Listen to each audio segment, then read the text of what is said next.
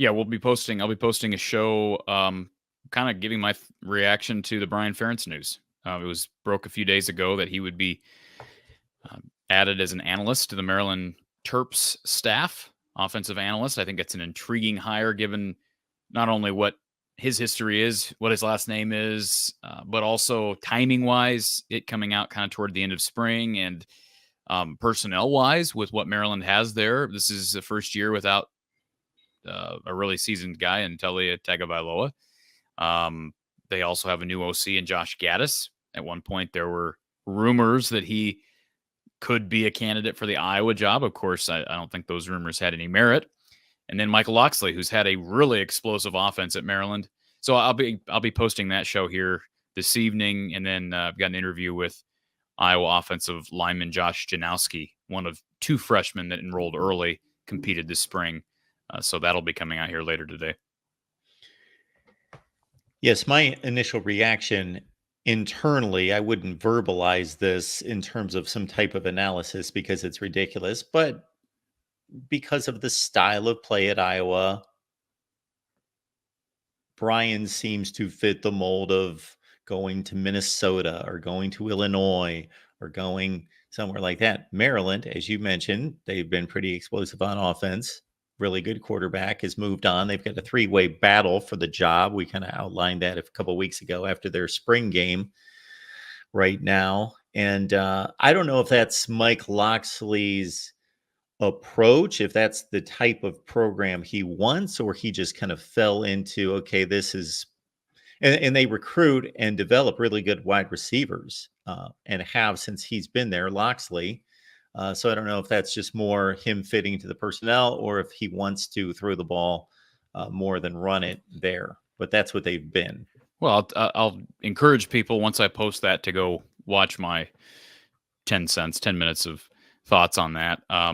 But I'll just say this, Mark. If I was to grade that hire, not that we're going to spend time grading the hiring of offensive analysts around the country, but from a Maryland perspective, I would grade that as a B, maybe a B minus. And as a Brian Ferentz perspective, I would grade it as an A or an A minus.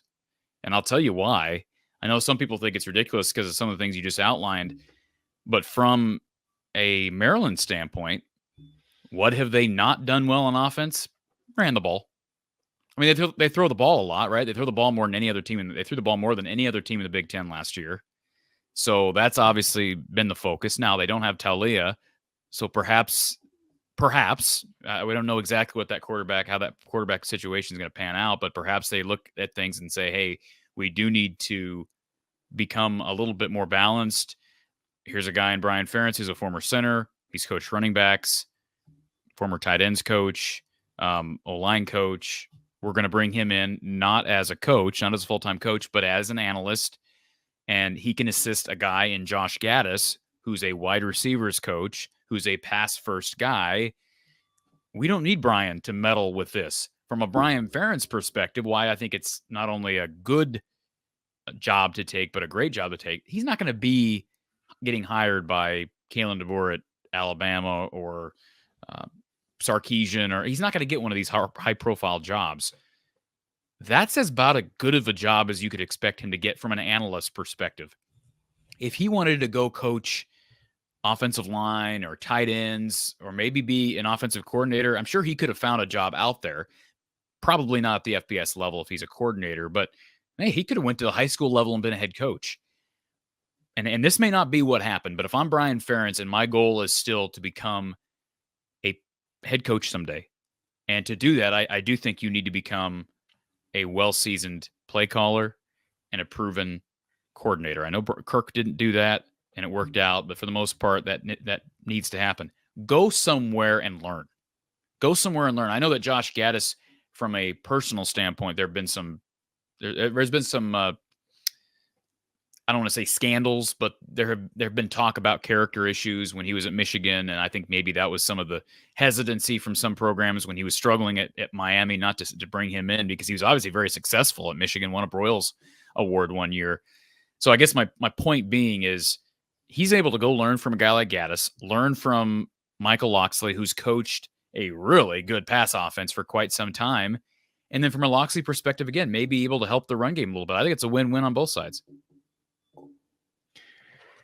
Yeah, that makes total sense. That really does from that perspective.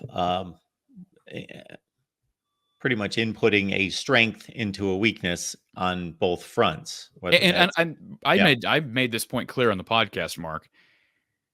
I have been very critical of Brian Ferentz. A lot of people have been very critical of Brian Ferentz. But what I try to do, I don't always do a great job of doing it, but I think you and I both try to be balanced, whether we like an individual we're talking about, we don't like them personally. Like when we're talking about sports, we're trying to be balanced and give an objective opinion, as objective an opinion as we can. I've never stated that I think Brian Ferentz is a bad coach. I've said that I think he was way in over his head as the offensive coordinator. He had no business being a quarterback's coach, coordinating a passing game, play calling, on Saturdays.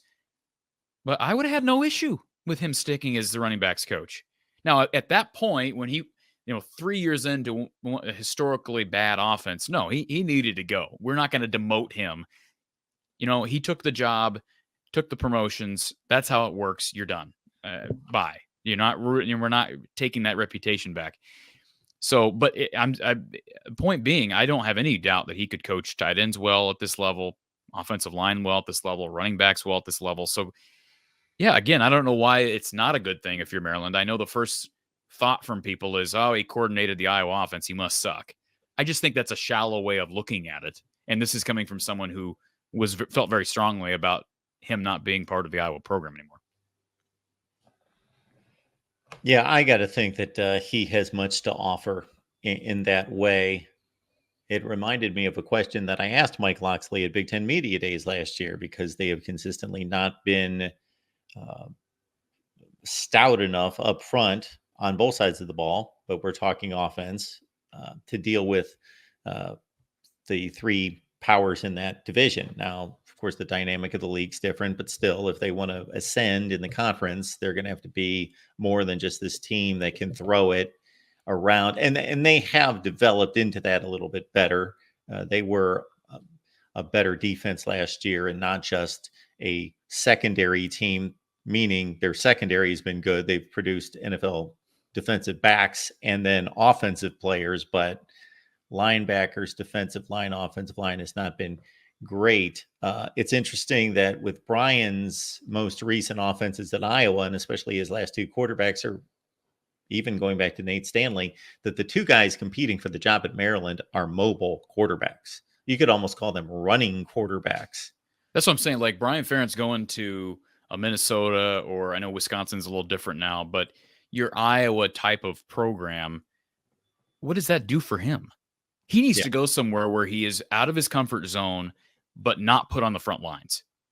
That's what should have happened in the first place. I'm not saying he should have went from being a tight ends coach at New England to being an analyst at Maryland, but he should have went the route in the first place, learning, and then it would, whether it worked out or not, the whole nepotism claims would have been there because of his last name if he failed at Iowa. But at least you could say he completely earned the opportunity. You can argue he didn't. You can argue he did not earn the opportunity to be the offensive coordinator at Iowa, certainly the quarterback's coach. So if he ever wants to get a chance to call plays again at the highest of levels, this is what you got to do, because he's not going to get a job at Ohio State or Penn State or Miami or Texas or Alabama. So Maryland's been, like you said, they're going to be one of the biggest beneficiaries of the broken up Big Ten Conference. I mean, they've been maybe number one. I mean, you could argue either them or Penn State. They've been buried with basically no chance of winning a championship or getting to a playoff because they've had to face Ohio State, Michigan, Penn State every single year. And that, not that their schedule's going to get easy, but it's going to get easier when you look at it in comparison to the rest of the conference.